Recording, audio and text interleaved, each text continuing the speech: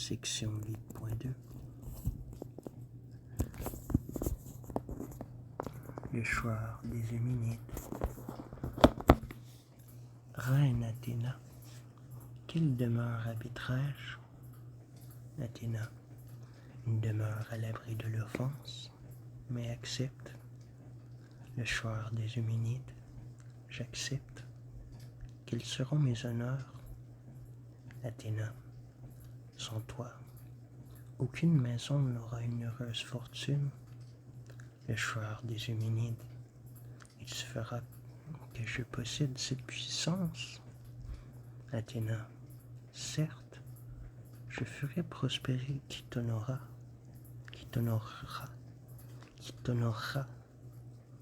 Le choix des Euminides, et ta promesse sera-t-elle toujours tenue? Athéna, je pouvais ne pas promettre ce que je n'aurais pas voulu tenir. Le choix des Euminides, je suis apaisé, je rejette ma colère.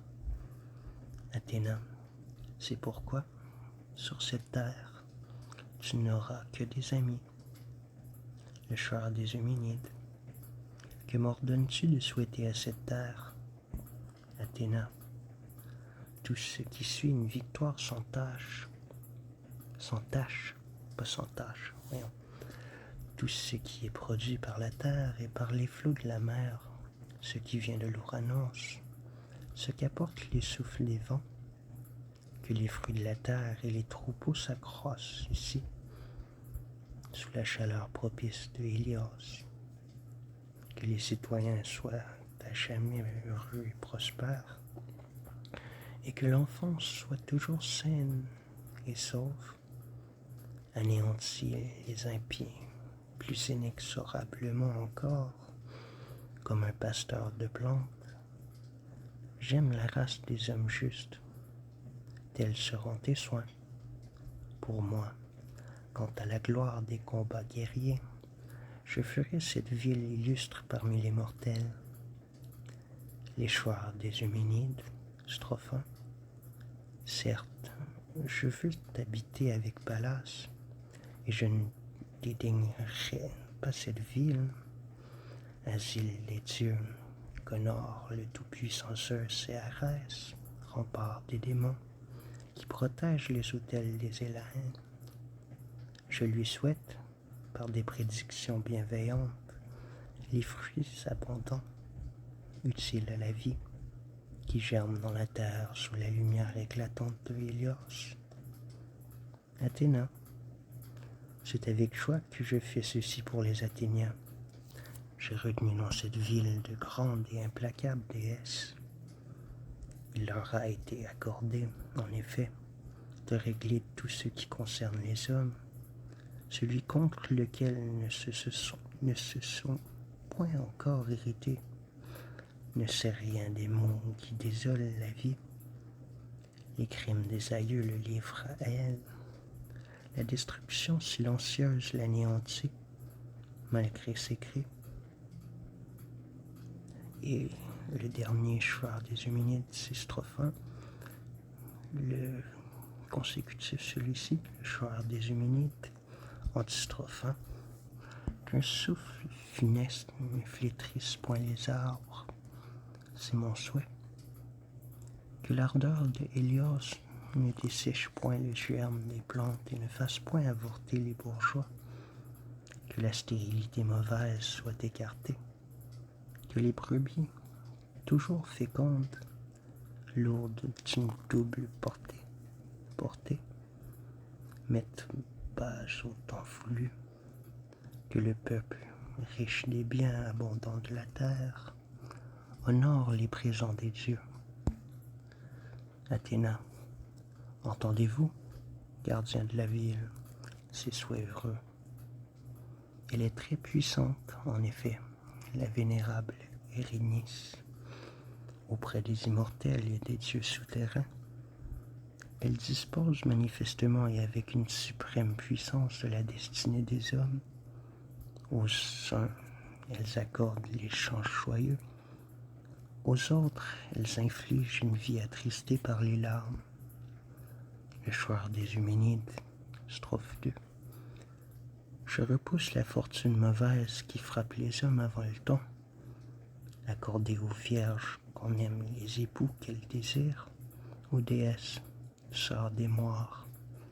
Vous qui aviez cette puissance, juste démon qui hantait chaque demeure, présente en tout temps, et qui, pour votre équité, êtes partout les plus honorés des dieux. Athéna, je me réjouis d'entendre vos souhaits bienveillants pour la terre que j'aime. Je loue la persuasion aux doux yeux que dirigeaient ma langue et ma parole, tandis qu'elle refusait durement d'écouter. Zeus, qui préside à l'agora, l'a remporté, et notre cause, la cause des justes, est victorieuse. Le choix des Euménides. En strophe 2. Que la discorde insatiable de mots ne frémisse jamais dans la ville. C'est mon souhait. Que jamais la poussière ne boive le sang noir des citoyens. Que jamais, ici, un meurtre ne venge un meurtre. Que les citoyens n'aient qu'une même volonté, un même amour, une même haine. Ceci est le remède à tous les maux parmi les hommes. Athéna, avez-vous donc retrouvé le chemin des paroles bienveillantes? Je prévois que les habitants de ma ville seront grandement secourus par ces spectres terribles. Aimez toujours ces déesses qui vous sont bienveillantes. Offrez-leur de grands honneurs. Et cette terre et cette ville seront à jamais illustres par l'équité. Athéna, je vous souhaite aussi. Il faut que je marche la première afin de vous montrer vos demeures. Allez à la lumière sacrée des torches de ceux qui vous accompagnent à travers les sacrifices offerts. Descendez sous terre afin de retenir le malheur loin de cette terre et d'envoyer vers la ville la prospérité et la victoire. Vous qui habitez cette ville, fils de Cranaos, accompagnez-les et que les citoyens se souviennent toujours de leur bienveillance. Le choix des Euménides, en strophe 3. Salut, salut, je vous salue de nouveau. Vous tous qui êtes ici, démons immortels, habitants de la ville de Pallas, respectez ma demeure et vous n'accuserez jamais les hasards de la vie. Athéna, je me réjouis de vos paroles et de vos prières, et j'enverrai la clarté des torches flamboyantes vers les lieux souterrains, avec les gardiennes de mon sanctuaire, selon le rite. Que la fleur de toute la terre de Thésée s'avance, la brillante troupe des jeunes filles, et les femmes et les mères âgées, revêtées des robes pourprées, afin d'honorer ces déesses, et que la clarté des torches précède, afin que cette foule divine, toujours bienveillante pour cette terre, la rende à jamais illustre par la prospérité de son peuple.